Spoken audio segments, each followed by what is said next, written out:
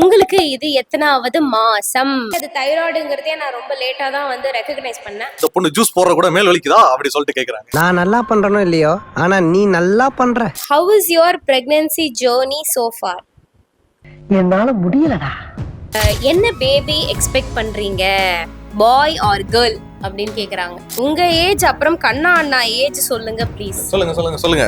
கொஞ்சம் டயர்டான இதெல்லாம் தான் இருந்தது. நான் லைட்டா கவனிச்சப்ப என்ன நம்ம ஷூட்டிங் போறீங்களா இல்ல ஸ்டாப் பண்ணிட்டீங்களா? நீங்க எனக்கு வந்து ஒரு சிஸ்டர் தான், நீங்க எனக்கு தங்கச்சி தான்.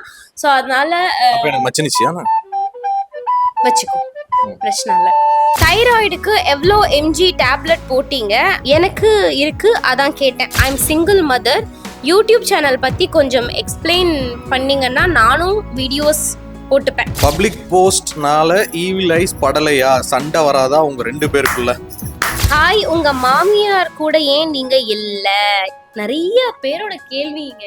மாமாக்கு ஒரு லைன் டெடிகேட் பண்ணுங்க. அத்தை கூட இல்ல, அத்தேன்னு கூப்பிடுவான். அத்தே போன்ல கூட நல்லா இருக்கீங்களா அத்தே? வணக்கம் மக்களே.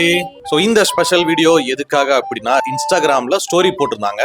ஸோ கொஸ்டின் ஆன்சர் மாதிரி, நீங்க கொஸ்டின் என்ன கேளுங்க நான் ஆன்சர் பண்றேன் அப்படின்ற மாதிரி நிறைய பேர், கிட்டத்தட்ட எவ்வளவு பேர், அது ஊருப்பட்ட மெசேஜ் நிறைய வந்திருந்தது. நிறைய பேர் ரிப்பீட்டடா வந்து ஒரே கொஸ்டினா சில ரிப்பீட்டடாவும் கேட்டிருந்தீங்க.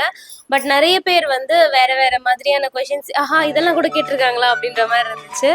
ஸோ அப்படி ஆஸ்க் மீ அப்படின்னு நான் போட்டு எனக்கு இன்ஸ்டாகிராம்ல மெசேஜ் பண்ணி என்னை வந்து எப்படி சொல்றது, நீங்க எப்படி இருக்கீங்க அவ்வளோ அக்கறையா கேட்ட எல்லாருக்குமே ஃபர்ஸ்ட் ஆஃப் ஆல் தேங்க்யூ. எல்லாருக்குமே வந்து நான் ஆன்சர் பண்ணலாம் அப்படின்னு சொல்லிட்டு நான் எல்லாத்தையுமே ஸ்கிரீன்ஷாட் எடுத்து வச்சிருக்கேன். இங்க பாத்தீங்களா, கேட்கலாம். ஸ்டோரியில தானே கேட்டாங்க, நீங்க இன்ஸ்டா ஸ்டோரியிலே ஆன்சர் பண்ணலாமே, எதுக்கு தனி ஒரு வீடியோ? ஏன்னா அது ட்ரைன் விட்ற மாதிரி இருக்குதுங்க. ஃபுல்லா வந்து நிறைய கொஸ்டின்ஸ் இருக்கு, எல்லாருக்குமே ரிப்பீட்டடா ஆன்சர் பண்ண முடியாதுன்றதுனால எப்படியும் இன்ஸ்டால வந்து போயிடும் நிறைய. அது யூடியூப் வீடியோவா போட்டா கூட நம்ம எப்போ வேணா அதை எடுத்து பார்த்துக்கலாம். டவுட் இருந்தா அதுலயே நம்ம பார்த்துக்கலாம். இது வந்து 24 hours போயிரும்ல. ஆமா. ஸோ வந்து வாயால நல்லா மனசார சொல்ல வேண்டிய பதில்களை சும்மா அப்படியே டைப் பண்ணி போட்டா நல்லா இருக்காதுல்ல. அதனாலதான் ஸோ ஒரு ஸ்பெஷல் வீடியோ. யாரெல்லாம் ரேணுகாவோட இன்ஸ்டாகிராம் ஸ்டோரியில வந்து என்னென்ன மாதிரி கொஸ்டின் கேட்டிருக்கீங்களோ நீங்க வீடியோ பார்த்துட்டு இருப்பீங்க. உங்களுக்கான ஆன்சர் இப்போ வந்துட்டு இருக்கு. ஆரம்பிக்கலாங்களா? ஃபர்ஸ்ட் கொஸ்டின் வந்து, உங்களுக்கு இது எத்தனாவது மாசம் அப்படின்னு கேட்டிருக்காங்க. பவித்ரா, ரஞ்சனா, கால்மி, திவ்யா, இன்னும் பலர் வந்து உங்களுக்கு இது எத்தனாவது மாசம், எத்தனாவது வீக் அப்படின்னு சொல்லி கேட்டிருக்காங்க. இது வந்து காமனா எல்லாருமே கேட்டிருக்காங்க. சோ ஒரே ஆன்சரா, காமன் கொஸ்டின். இதுக்கு வந்து இப்பதான் எனக்கு வந்து 5வது மாசம் ஸ்டார்ட் ஆகியிருக்கு. 10 மாசத்துல பாதி மாசத்தை கலந்தாச்சு, பாதி கிணறு தாண்டியாச்சு. இன்னும் 5 மாசம் பாதி கிணறு இருக்கு. பாதி மாசம் முடிஞ்சு 5 மாசம் தான். வார கணக்கு பாத்தீங்கன்னா இன்னியோட நேத்தோட 18வது வாரம் ஆரம்பிக்குது எனக்கு. சோ அவ்வளவுதான், சக்சஸ்ஃபுல்லி 5வது மாதத்தில் அடியெடுத்து வைக்கும் ரேணு அப்படின்னு சொல்லிட்டு. அடுத்தது வந்து பவித்ரா ஹரிஷ் சொல்லிருக்காங்க, பிரெக்னன்சி ட்ரை பண்றவங்களுக்கு ஒரு நல்ல அப்டேட் சொல்லுங்க. இதுதாங்க ரொம்ப ரொம்ப முக்கியம். ஏன் அப்படின்னா, இந்த காலகட்டத்தை பொறுத்த வரைக்கும் கல்யாணம் பண்றாங்க, பாப்பாக்கு ட்ரை பண்ணணும் அப்படிங்கும் போது சில பேர் தள்ளி போடலாம் அப்படின்னு நினைப்பாங்க. சில பேர் பெத்துக்கலாம் நினைக்கும் போது சில பல பிரச்சனைகள் வரும், நிறைய இஷ்யூ இருக்கு. ஃபர்ஸ்ட் நான் என்ன சொல்லுவேன் அப்படின்னு கேட்டிங்கன்னா, உங்களுக்கு வந்து ஒரு 20 வயசு, 21, 25க்குள்ள நீங்க இருக்கீங்க அப்படின்னா, 20ல உங்களுக்கு கல்யாணம் ஆகுதுன்னா 1 year 2 year நீங்க தள்ளி போடுறது நியாயம். 3 years கூட நீங்க தள்ளி போட்டுக்கலாம். நீங்க கல்யாணம் லேட்டா பண்றீங்க, ஒரு வந்து 27 வயசுல, 28 வயசுல, 30 வயசுல பண்றீங்க அப்படின்னா பாப்பா தள்ளி போடக்கூடாது. அதுதான் ஃபர்ஸ்ட். ஏன்னா அதுக்கப்புறமா நம்ம பாடி கண்டிஷன் மாறிடும். எனக்கு 25 வயசுலலாம் தைராய்டு இல்லை, 25ல எனக்கு வேற எந்த பிரச்சனையுமே இல்லை. பட் எனக்கு ஆப்வியஸ்லி எனக்கு வந்து லேட்டாக தான் மேரேஜ் ஆச்சுன்றதுனால பாப்பாவுக்கு ட்ரை பண்ணும்போது தைராய்டு வந்தது, லைஃப் ஸ்டைல் மாறிச்சு, ஸ்ட்ரெஸ்ஸால நிறைய விஷயம் ஆயிடுச்சு. இதுல எங்க வீட்டு சைடு வந்து எப்படின்னா, என்னோட அம்மா சைடு அவங்களுக்குலாம் கல்யாணம் ஆகி 1 monthலயே பாப்பா நின்றுச்சு. ஈவன் எல்லாருக்குமே நின்றுச்சு. என்னோட அம்மாக்கு, மீனா பெரியமாக்கு, வரலட்சுமி சித்தி, உமா சித்தி, ராமா சித்தி எல்லாருக்குமே வந்து உடனே பாப்பா நின்றுச்சு. ஸோ எனக்கு வந்து 1 இயர் கூட இல்லை 10 month தள்ளி போனதே வந்து எல்லாரும் கேள்வி கேட்குற மாதிரி ஆச்சு. ஆக்சுவலா நம்ம தள்ளி போட நினைக்கவே இல்லை. ஆமா நம்ம பேபி பெத்துக்கலாம் தான் பிளான் பண்ணோம். அதுக்கே எங்களுக்கு 10 மாசம் தள்ளி போயிடுச்சு. அந்த பிரச்சனை இந்த பிரச்சனை தைராய்டுன்ட்டு. ஆமா என்னன்னா நாங்க தள்ளி போட நினைச்சது வந்து ஜஸ்ட் 3 monthக்கு தான் தள்ளி போட நினைச்சோம். கொஞ்சம் அந்த 3 மாசம் மட்டும் நம்ம இதுவா ஜாலியா சுத்திக்கலாம் அப்படின்ட்டு. அதுக்கப்புறம் ட்ரை பண்ணும்போது தான் எங்களுக்கு தெரிஞ்சது. நான் திடீர்னு வெயிட் போட ஆரம்பிச்சேன். எல்லாம் கல்யாணம் ஆன பூரிப்பு அப்படின்னாங்க. பட் அன்ஃபார்ச்சுனேட்லி அது தைராய்டுங்கிறதே நான் ரொம்ப லேட்டாக தான் வந்து ரெக்கக்னைஸ் பண்ணேன். இன்னொரு விஷயம், ப்ரெக்னென்சிக்கு ட்ரை பண்ணுறீங்க அப்படின்னா நான் சொல்கிற முக்கியமான விஷயம் என்னென்னா, உங்கள் ஓவலேஷன் டேட்டை வந்து பார்த்துக்கோங்க, கால்குலேட் பண்ணி பாருங்கள். அடுத்தவங்க ஸ்ட்ரெஸ் பண்ணா ஸ்ட்ரெஸ் ஆகாதீங்க. தயவு செஞ்சு குழந்தைன்னுவாங்க. சொல்லுவாங்க, என்னங்க கல்யாணமா 8 மாசம் ஆச்சு, ஒரு புழு பூச்சி உண்டாகலையா? ஆமா, அது வந்து ஸ்ட்ரெஸ் ஆனீங்கன்னா நீங்க எவ்வளவு ஹெல்த்தியா இருந்தாலும் பாப்பா வந்து வரமாட்டாங்க. நான் கன்சீவ் ஆனதே எப்படின்னா, பிளானே பண்ணாம தான் கன்சீவா ஆயிருக்கேன். ஏன்னா எங்களுக்கு பிளான் இருக்கும் போதெல்லாம் கன்சீவ் ஆகல. பிளான் இல்லாதப்பதான் திடீர்னு ஆமா நாங்க வந்து நான் வந்து உண்டாயிட்டேன் அப்படின்னு சொல்லிட்டு எனக்கு இருந்துச்சு. ஸோ ஸ்ட்ரெஸ் ஆகாதீங்க. First of all lifestyle ஒழுங்கா வச்சுக்கோங்க.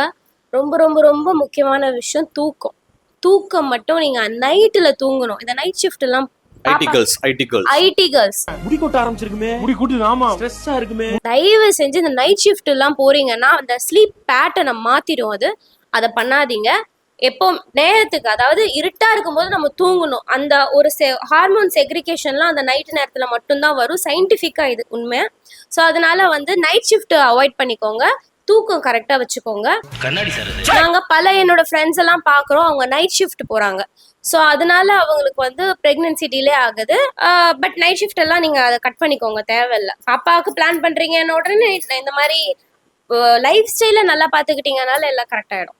அண்ட் முக்கியமா உங்க வீட்டுக்காரர் வந்து ஓவரா தம் அடிக்கிறாரா, தண்ணி அடிக்கிறாரா, பேபிக்கு பிளான் பண்ணும்போது ஏங்க கொஞ்சம் அதை கண்ட்ரோல் பண்ணுங்க அப்படின்னு சொல்லிடுங்க. ஏன்னா இந்த தண்ணி அடிக்கிறது, ஓவரா தம் அடிக்கிறது, டெய்லி 3 வேளை 4 வேளைக்கு தம் அடிச்சுட்டே இருக்கிற வந்து இதுவும் பேபி பிளானிங் பண்றவங்களுக்கு ரொம்ப ரொம்ப டேஞ்சரான ஒரு விஷயம். அந்த ஸ்பெர்ம் கவுண்டை வந்து ரொம்ப கம்மி பண்றதுக்கான வாய்ப்புகள் இருக்கு. ஸோ ரொம்ப கேர்ஃபுல்லா கான்சியஸா பேபிக்கு ட்ரை பண்ணுங்க.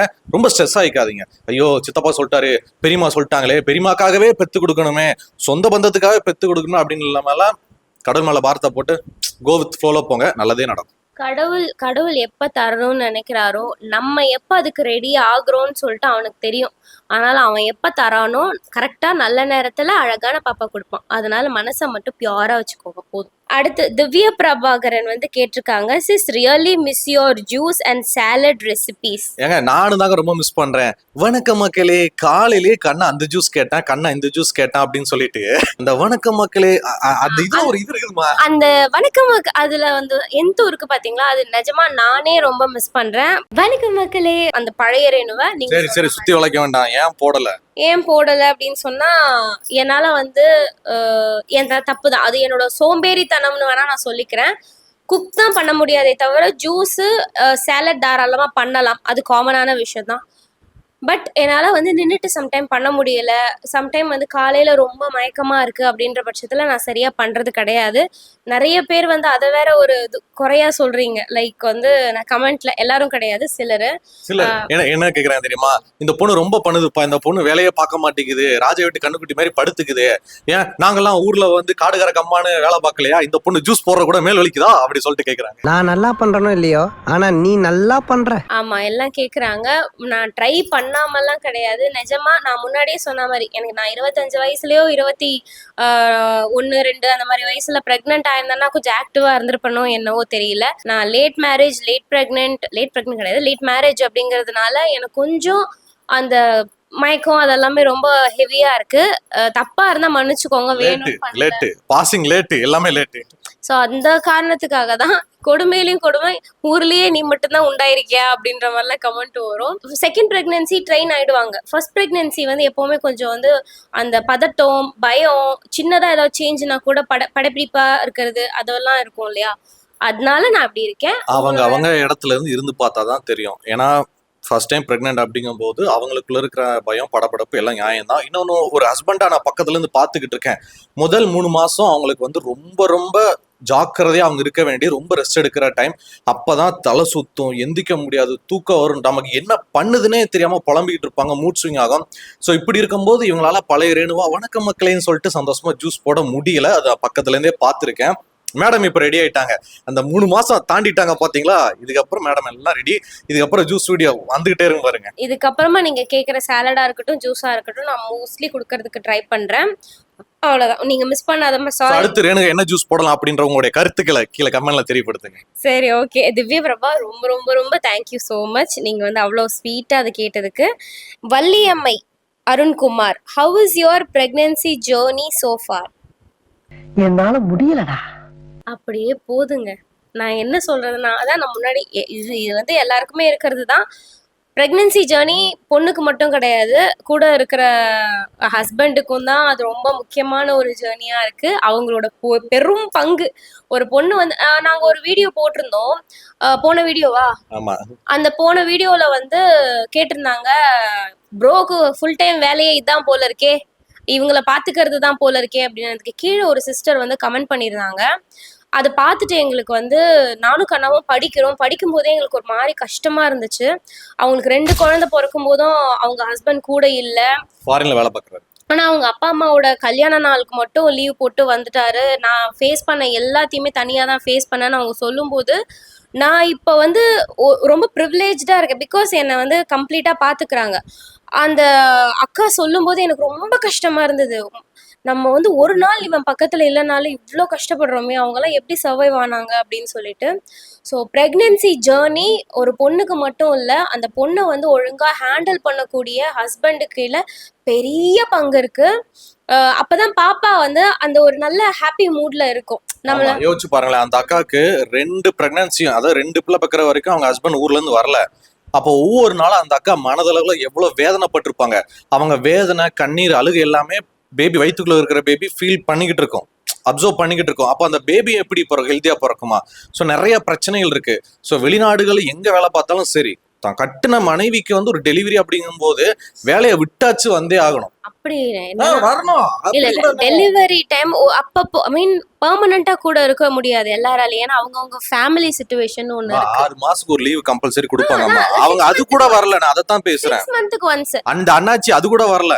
அவங்க சொன்னாங்க 20 வருஷமா மனசுக்குள்ள இதை போட்டு உழப்பிக்கிட்டு இருக்காங்களாம். அவங்களுக்கு வந்து 20 இயர்ஸ் ஆயிடுச்சு டெலிவரிலாம் ஆகி.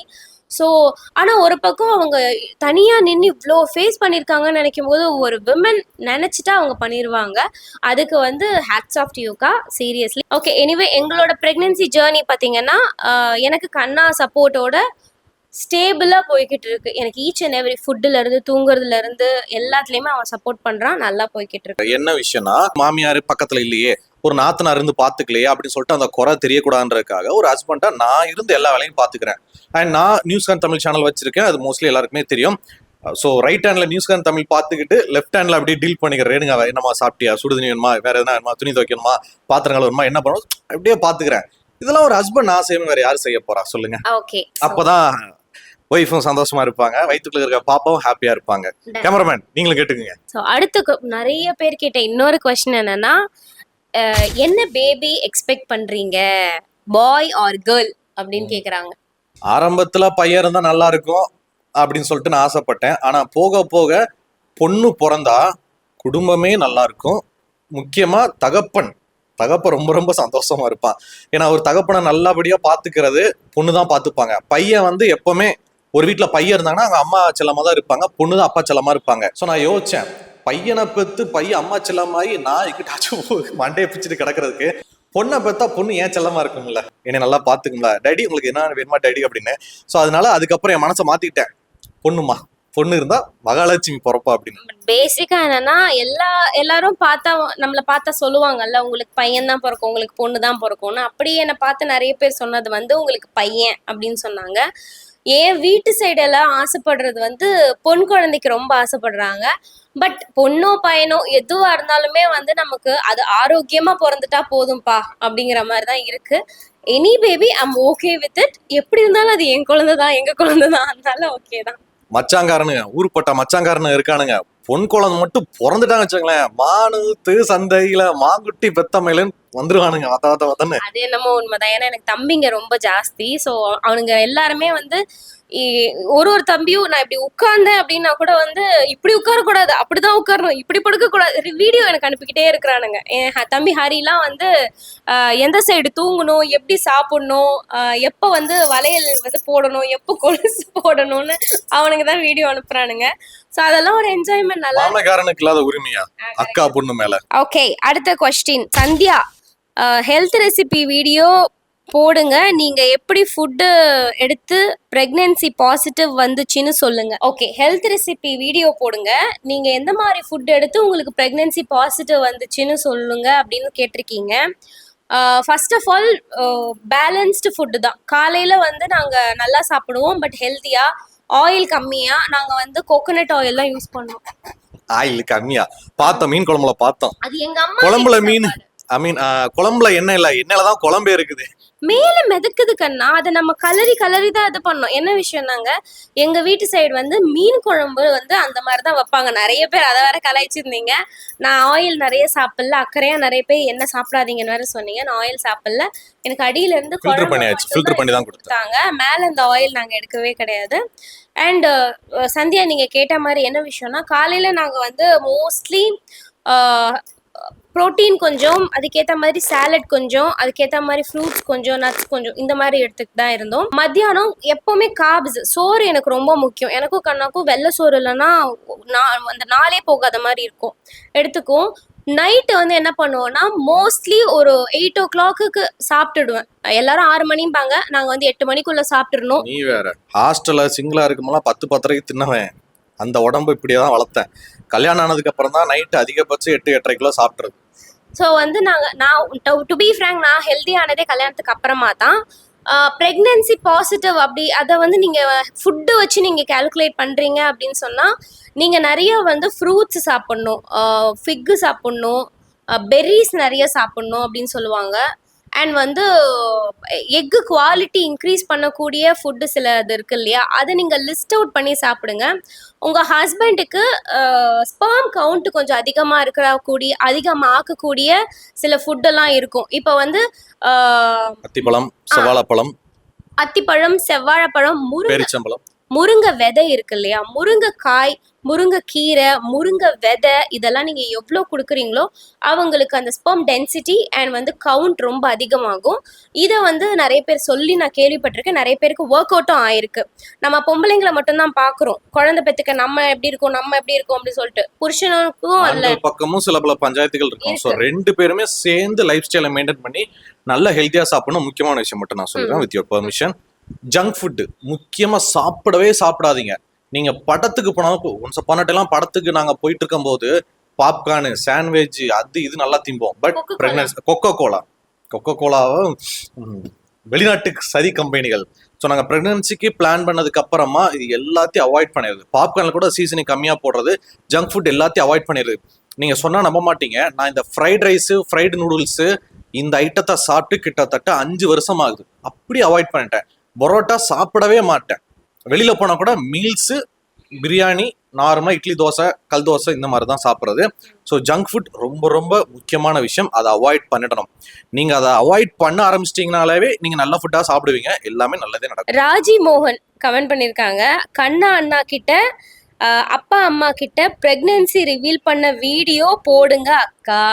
இல்லையே, ஃபோன்லேயே சொல்லி முடிச்சிட்டோமே.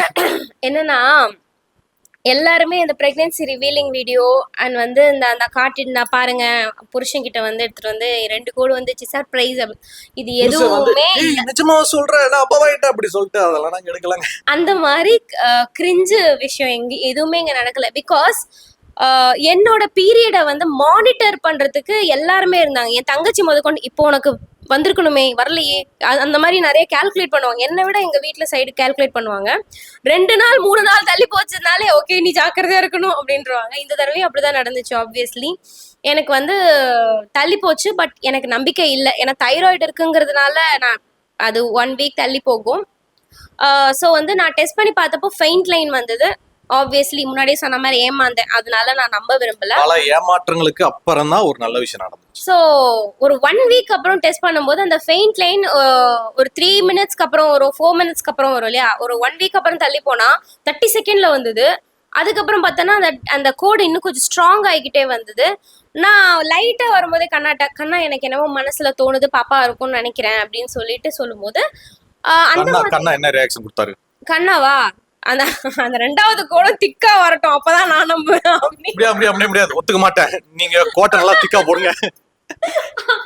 கண்ணா நம்பவே இல்ல. என்னன்னா செகண்ட் லைனும் ஃபர்ஸ்ட் லைன் மாதிரி டார்க்கா வரட்டும் நான் அப்பதான் நம்புவேன் அப்படின்னு சொன்னாங்க. ஃபைன் லைன் இருக்கு, நல்லா டார்க்கா, நீங்க மறுபடியும் மூலம் எடுங்க அப்படின்னு அதை விட்டாச்சு. அதுக்கப்புறமா வந்து அந்த செகண்ட் லைனும் டார்க்கா வந்ததுக்கு அப்புறமா பிளட் டெஸ்ட் வந்ததுக்கு அப்புறமா தான் அப்பா அப்படின்னு இருந்துச்சு. ஓகே, இப்போ அப்பா கிட்ட சொல்லுங்க என்ன சொன்னாரு? எங்க அப்பா அம்மாக்கு வந்து இந்த பீரியட் தள்ளி போச்சு இல்லைங்களா, அப்பவே நான் ரிவீல் பண்ணல, எதுவும் பண்ணல, தள்ளி போயிருக்கு 3 நாள் 4 நாள் ஆச்சு அப்படின்னும் போதே எங்க அப்பா அழுதுட்டார். எனக்கு தெரியாது எங்க அப்பா இந்த அழுது. இடத்துல இதை நான் கொஞ்சம் மென்ஷன் பண்ண விரும்பணும். கடைக்கு வர்றவங்களுக்கு நிறைய பேருக்கு தெரியும், மாமாவை பார்க்கும்போது மாமா வந்து அப்படியே பட்டையிட்டே போட்டு அப்படியே கட்டா மீசை விட்டுக்கிட்டு முறுக்கு மீசை விட்டுக்கிட்டு அப்படியே ஒரு மாதிரி வரப்பாதான் இருக்காரு. வளையலாமா வளையல் எடுத்து விடுங்க அவங்களுக்கு பாருங்க அப்படின்னு இருப்பாரு. ஆனா மாமாவை பத்தி எனக்கு தான் தெரியும், ஏற்கனவே சொல்லியிருக்கேன், மறுபடியும் சொல்றேன், இது என் கடமை. அவர் வந்து பலாப்பழம் மாதிரி வெளியில அப்படியே அப்படிங்கிற மாதிரி இருப்பாரு. பிரெக்னன்சி சொன்ன உடனே அப்படியா என் பொண்ணு பிரெக்னென்ட் இருக்கலாம் அப்படின்னு சொல்லிட்டு கண்ணீரை விட்டாருங்க. எங்க அப்பா வந்து குழந்தை விஷயத்துல பேர குழந்தை பேத்தி வேணும்னு எல்லாம் ரொம்ப நாள் ஆசைப்பட்டது. எங்க வீட்டுல வந்து இதான் முதல் தடவை பல வருஷத்துக்கு அப்புறமா நடக்கிற ஒரு விஷயம். சோ அதனால எனக்கு தெரியல, நான் தான் சொல்றேனே யார்கிட்டயும் சொல்லக்கூடாதுன்னு என் தங்கச்சி கிட்ட சொல்லி வச்சிருந்தேன், தள்ளி போயிருக்கு பிரியா, நம்ம எதுக்கும் கன்ஃபர்மேஷன் பண்ணிக்கிட்டு நம்ம அப்புறமா அப்பா அம்மா கிட்ட சொல்லலாம், இல்ல ஏமாந்து போயிருவாங்க அவங்க அப்படின்னு நான் சொன்னேன். என் தங்கச்சி முந்திரி கொட்டை என்ன பண்ணிட்டா, சொல்லிட்டா, போட்டு உடச்சிட்டாங்க. போட்டு எங்க அம்மாட்ட உடச்சோடனே எங்க அம்மா ஆன் த வேலையே எங்க அப்பா கிட்ட வந்து சொல்லிட்டு இருக்காங்க. எங்க அப்பா வந்து வண்டியை நிறுத்திட்டு ஒரு மாதிரி கண்ணெல்லாம் கலங்கி அழுதுருக்காரு. நைட்டு வந்து ஒரு மணி இருக்கும், திடீர்னு கதவை தட்டுறாங்க. கதவை தட்டுனா கண்ணாதான் திறந்தாங்க. நான் படுத்திருந்தேன், யார் இந்த நேரத்துல காலிங் பெல் அமுக்குறதுன்னு பார்த்தா எங்க அம்மா ஈன்னு இடிச்சுக்கிட்டே வந்தாங்க.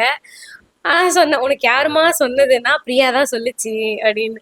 சரி இப்படித்தான் வந்து என்னோட சர்ப்ரைஸ் குடும்பம். நட்ராத்திரி 1 மணிக்கு வந்து வாழ்த்துக்கள் அப்படின்னு வந்தாங்க.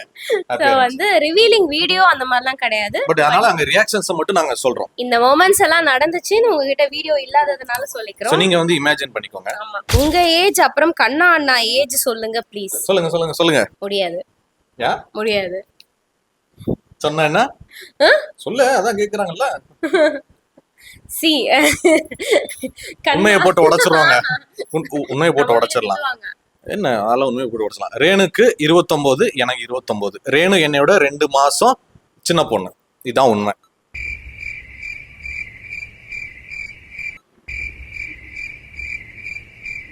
Okay, next question. அகிலா 7 அக்கா, ஆஃப்டர் ஓவலேஷன் அப்புறம் பிரெக்னன்சி சிம்டம்ஸ் எப்படி இருந்துச்சு? பிரெக்னன்சி சிம்டம்ஸ் எனக்கு எப்படி, ஓவலேஷனுக்கு அப்புறம் எப்படி இருந்ததுன்னா, ஃபர்ஸ்ட் ஆஃப் ஆல் பாப்பாவுக்கு பிளான் பண்ணலை அப்படிங்கிறதுனால அந்த சிம்டம்ஸை நான் கவனிக்கவே கிடையாது. எனக்கு வந்து கரெக்டாக ஏப்ரல் 12th ப்ரெக்னென்ட் பீரியட் வந்தது. ஓவலேஷன் வந்து அதுலேருந்து ஒரு 12 டேஸ்க்கு அப்புறமா கால்குலேட் பண்ணிக்கோங்க. அதுக்கப்புறமா எனக்கு என்னன்னு பார்த்தீங்கன்னா, கொஞ்சம் தூக்கமும் பசியும் அதிகமாக இருந்தது. கபான்னு பசி, ரொம்ப தூக்கம் வந்துச்சு, கொட்டாவியா விட்டுட்டு இருந்தேன், கொஞ்சம் டயர்ட் ஆனேன், இதெல்லாம் தான் இருந்தது. நான் லைட்டா கவனிச்சப்ப என்ன நமக்கு தூக்கம் நிறைய வருதே, என்ன நமக்கு வந்து பசி நிறைய எடுக்குதேன்னும் போது எனக்கு வந்து நான் அராப்பான்னு சொல்லுவேன். ஸோ வந்து அவர் வந்து என்னன்னா, ஒருவேளை நீ உண்டாருப்பியோ அப்படின்னு தான் டக்குன்னு கேட்டாரு. அந்த வார்த்தைக்கு அப்புறம் தான் ஸ்ட்ரைக் ஓட்டியாச்சு, ஆமா இல்ல அப்படின்னு சொல்லிட்டு யோசிச்சேன். இதுதான் என்னோட சிம்டம்ஸ். பசிச்சது, இது நடந்தா அது நடக்கும் அப்படின்றது அதுக்கப்புறம் தான் தெரியும். பசி நிறைய எடுத்தது, தூக்கம் நல்லா வந்தது, டயர்டா இருந்தேன், இது 3மே இருந்துச்சுப்பா ஆஃப்டர் ஓவலேஷனுக்கு அப்புறம். சோ இதாங்க சிம்டம்ஸ். இந்த சிம்டம்ஸ் உங்களுக்கு இருக்குன்னா வாழ்த்துக்கள், நீங்க வந்து அம்மா ஆயிட்டீங்க. ஓகே, அடுத்த கொஸ்டின். உஷா குயின், ஷூட்டிங் போறீங்களா இல்ல ஸ்டாப் பண்ணிட்டீங்களா? முக்கியமான கேள்விதான். ஏன்னா இது எப்படி சொல்றது, என் வயிற்று பொழப்பு வாய் பொழப்புன்னு சொல்லலாம். ஷூட்டிங் வந்து நான் போறது கிடையாது. கல்யாணத்துக்கு அப்புறமாவே வந்து நான் நிறைய கம்மி ஆயிடுச்சு. ஏன்னா கல்யாணத்துக்கு முன்னாடி வரைக்கும் கல்யாணம் ஆகல, யங்கா இருந்தேன், நிறைய ஆஃபர்ஸ் வந்துச்சு, ஓகே. கல்யாணத்துக்கு அப்புறம் எப்படின்னா இந்த ஆஃபர்ஸ்லாம் கொஞ்சம் கம்மியாகும் பாத்தீங்களா, அந்த மாதிரி வந்து அது ஆட்டோமேட்டிக்கா கம்மியாயிடுச்சு. ஏன்னா எனக்கு ஏஜ் அதிகமான மாதிரியும் இல்ல, ஏஜ் எல்லாரும் கம்மியான மாதிரியும் இல்ல. சீரியல் ஃபீல்ட்ல எல்லாரும் பரப்பி விட்டாங்க, அந்த பொண்ணு கல்யாணம் ஆயிடுச்சேங்க, அந்த பொண்ணு இனிமேல் சின்ன பொண்ணு கேரக்டர்லாம் நடிக்க வர மாட்டாங்களா, கல்யாணம் ஆயிடுச்சா, வாழ்க்கையை பார்த்துட்டு சின்ன போயிட்டாங்க. பொண்ணு கேரக்டர் அப்படியே என்ன கூப்பிட்டுட்டாலும் இதுக்கப்புறம் ரேணுகா பாப்பா எல்லாம் பிறந்ததுக்கு அப்புறமா அண்ணி கேரக்டர், கொடுமை பண்ற மாமியார் கேரக்டர், நாத்தனார் கேரக்டர், மாமியார் கேரக்டர் எல்லாம் மோசம். நாத்தனார் கேரக்டர், அண்ணி கேரக்டர், அக்கா கேரக்டர், அந்த மாதிரி மருமலை கொடும்படுத்துற நாத்தனார் கேரக்டர். ஏய் என்ன கத்திரிக்காய் இப்படி அறிஞ்சுக்கிட்டு இருக்க, நான் வந்து சந்துரு சார் கிட்ட சொல்லியிருக்கேன், வந்து பாக்யலட்சுமி டைரக்டர் இருக்காரு இல்லையா, சோ வந்து அவர்கிட்டயும் நான் சொல்லியிருக்கேன், சார் கல்யாணமா குழந்தை பெத்துட்டு நான் வரேன், ஒழுங்கா வந்து பாத்துக்கோங்க அப்படின்னு சொல்லியிருக்கேன், நீ நல்லபடியா குழந்தை மட்டும் பெத்துட்டு வா, பாத்துக்கலாம் அப்படின்னு சொல்லியிருக்காங்க. தூக்கிட்டு போங்க, ஒரு கேரக்டர் யூஸ் ஆகும். ஆமா, அதையும் தூக்கி எங்கேயாவது போட்டு விட்டுற வேண்டியதுதான். சோ வந்து இப்போதைக்கு நான் ஆக்ட் பண்ணல, ப்ரியாரிட்டி வந்து பாப்பான்றதுனால ஃபர்ஸ்ட் அதுக்கு கொடுத்துருக்கோம். பாப்பா நல்லபடியா பெத்ததுக்கு அப்புறம் ரேணுகா மென்டலி பிசிக்கலி ஓகே ஆனதுக்கு அப்புறமா அடுத்த கால் ஷீட் வரும், ரேணுகாவை நீங்க வெள்ளித்திரையில் சந்திக்கலாம். ஓகே, அடுத்து சேம் உஷா குயின், உங்களுக்கு என்ன கிரேவிங்ஸ் அதிகமா இருக்கு சிஸ்டர்? நான் சொல்றேன் சாக்லேட் வேஃபிள், மேகி, இந்த மாதிரி உடலுக்கு கேடு விளைவிக்கக்கூடிய அனைத்து கிரேவிங்ஸும் இந்த பொண்ணுக்கு வருதுங்க. இந்த நியாயத்தை நீங்களே கேளுங்க கொஞ்சம். எனக்கு வந்து வாஃபிள், பெல்ஜியம் வாஃபிள் கிரேவிங்ஸ் இருக்கு, ரசகுல்லா கிரேவிங்ஸ், அப்புறம் ஜிலேபி கிரேவிங்ஸ். ஆனா என்னன்னா ஸ்வீட் சாப்பிட்டா வாமிட் வந்துருது. எல்லாமே ஸ்வீட்ல வருமா மேடம்க்கு? ஊருப்பட்ட சுகர் உடம்புல, சுகர் வந்து நிறைய இருக்கு, சாப்பிடக்கூடாது. அது இல்லாம எனக்கு கிரேவிங்ஸ்னு பார்த்தா எதுலயுமே எனக்கு கிரேவிங்ஸ் கிடையாது, சுத்தமா கிடையாது. Okay, next question. ஜேஇ சிகா அப்படின்னு ஒரு பேர் அக்கா, இவங்களே 3 கொஸ்டின் கேட்டிருக்காங்கப்பா. அக்கா, நான் ஜெசிகா, உங்களுக்கு தெரியும் நீங்க அம்மா ஆயிட்டீங்க, நான் ஹாப்பியா இருக்கேன். நான் அம்மா ஆனதும் உங்களுக்கு ரொம்ப ரொம்ப ஹாப்பியா இருக்கு. Thank you so much. நீங்க எனக்கு வந்து ஒரு சிஸ்டர் தான், நீங்க எனக்கு தங்கச்சி தான். ஸோ அதனால எனக்கு மச்சினிச்சியா வச்சுக்கோ, பிரச்சனை இல்லை. மச்சினிச்சி, ஜெசிகா மச்சினிச்சி, வணக்கம். மச்சினிச்சி உன்னை விட்டாச்சு, ஓகே ஃபைன். மச்சினிச்சி வர்ற நேரம் நடக்குது. மச்சினிச்சின்னு உனக்கு வந்து தலையில ஏறிடும் ஃபுல்லா. ஸோ நெக்ஸ்ட் கொஸ்டின் வந்து மகா 18, தைராய்டுக்கு எவ்வளோ எம்ஜி டேப்லெட் போட்டீங்க? எனக்கு இருக்கு, அதான் கேட்டேன். ஆக்சுவலா எம்ஜின்னு சொல்ல மாட்டாங்களா, அது ஏதோ எம்ஜிஎஸ் ஏதோ சம்திங் சொல்லுவாங்களா? ஆமா, ஏதோ சொல்லுவாங்க, இடத்துல எம்ஜி தான் எனக்கு சொல்றாங்க, அதனால ஓகே. தைராய்டுக்கு நான் வந்து கல்யாணத்துக்கு முன்னாடி 100 எம்ஜி போட்டேன், அதுக்கப்புறமா தைராய்டு குறைஞ்சிருச்சு அப்படின்னு டாக்டர் சொல்லும் போது எனக்கு 75 எம்ஜி ஆக்குனாங்க. மறுபடியும் 75 எம்ஜி ஆக்கின உடனே பாப்பா வந்ததுக்கு அப்புறம் மறுபடியும் தைராய்டு எக்ஸஸ் ஆயிடுச்சு.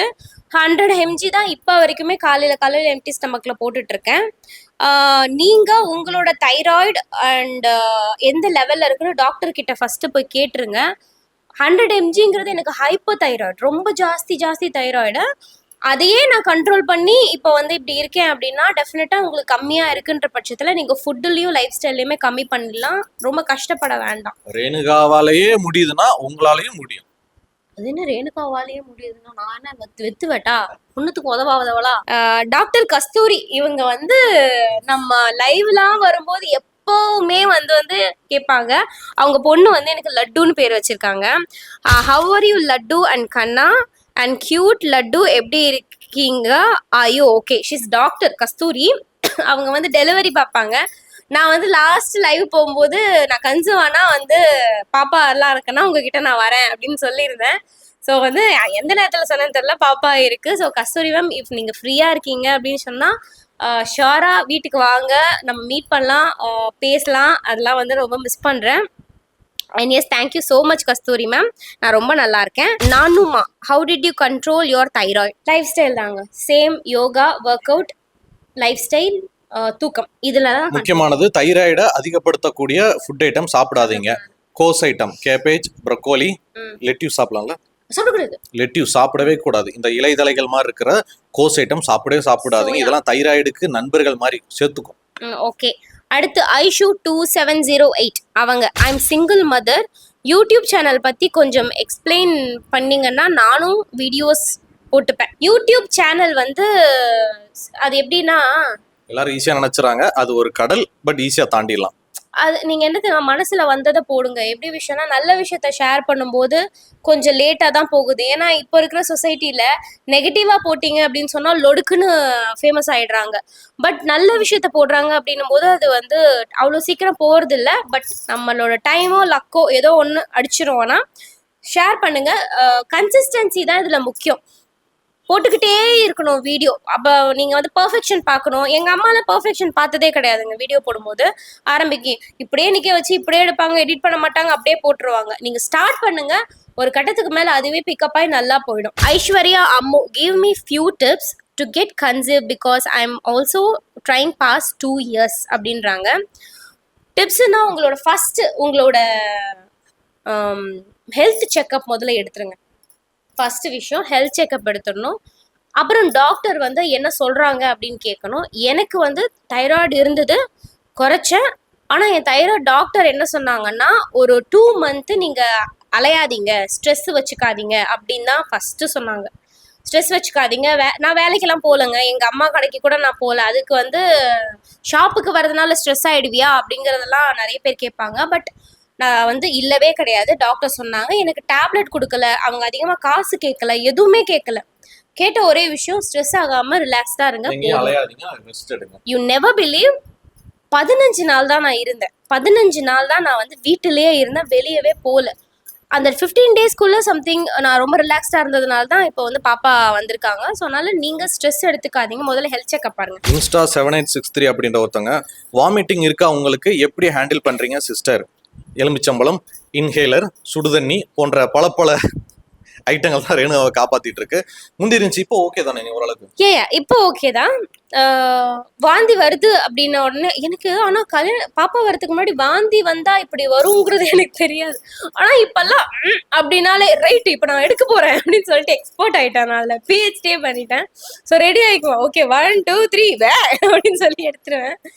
ஏன்னா அதை கண்ட்ரோல் பண்ணுறதுக்கு மோஸ்ட்லி நான் என்ன பண்ணேன், இன்ஹேலர் இருக்குல்ல, மூக்கில் வந்து ஸ்மெல் பண்ணிக்கிறது. எங்கள் சித்தி ஊர்ல இருந்து கொடுத்து விட்ட மாங்காய் ஊருக்கா இருந்தது, அதை வந்து நக்கிக்குவேன். ஒரு கட்டிங் போடாம வாமிட் வராம இருக்க, லைட்டா ஊரே கடிச்சுப்பா அந்த மாதிரி. அது வருதுல வாந்தி, அதுக்கப்புறம் எதுக்கு அது குடிக்கணும்? எது கட்டிங்? அதுலதான் ஒரு கிக்கே இருக்குமா. நான் எங்க சாப்பிடுறேன், அது ஊருக்குள்ள பண்றாங்க. அதான் போட்டாங்களே ஜூஸ். ஸோ எஸ், இந்த மாதிரியான சில விஷயங்கள் தான் வாமிட் கண்ட்ரோல் பண்ணும். பட் அதையும் மீறி சம்டைம் வந்து வாந்தி வந்திருக்கு. அது இவருக்கு பிடிக்கலை அப்படின்ற பட்சத்துல ஒண்ணும் பண்ண முடியாது. வாமிட் வர நல்லதாங்க, ஒன்றும் தப்பு கிடையாது. ஆனா ஸ்ட்ரெயின் பண்ணி வாமிட் எடுக்காதீங்க. பேசிக்கா என்னன்னா, லாஸ்டா எனக்கு ஒரு விஷயம் நடந்துச்சு. ரொம்ப கஷ்டப்பட்டு இங்க இருந்து வந்து அப்படின்னு எடுக்கும்போது எனக்கு இங்க தொண்டையில டேர் ஆகி வாமிட் வந்தது. அது நான் ரொம்ப பயந்துட்டேன். பட் என்னன்னா, ஏதோ சாப்பிட்டு அங்க தொண்டையில லைட்டா எதுவாகும் போது தான் எனக்கு அது நெக்ஸ்ட் क्वेश्चन. உடனே ஒரு மாதிரி கஷ்டமாயிடும். பப்ளிக் போஸ்ட்னால ஈவில் ஐஸ் படலையா? சண்டை வராதா உங்க 2 பேருக்குள்ள? I appreciate. அவங்க யாரு? ஐடா வின்ஸ்லெட். ஏதோ டிஃபரண்டான பேரு. சரி, எப்படி இமேஜ்ல போடுங்க, அதுல பாத்துருப்பாங்க. என்ன கேட்டிருக்கானா, சோ பப்ளிக்கா நீங்க நிறைய போஸ்ட் வீடியோஸ் எல்லாம் போடுறீங்களே, ஈவில் ஐ படலையா, நிறைய பேர் கண்ணு வைக்கலையா, உங்களுக்குள்ள சண்டை வரலையான்னு சொல்லிட்டு. அதெல்லாம் ஊருப்பட்ட சண்டை வந்திருக்குங்க. எல்லாரும் நினைச்சிட்டு இருக்காங்க எல்லாம் அந்யுன்யமான கப்பல், அப்படியே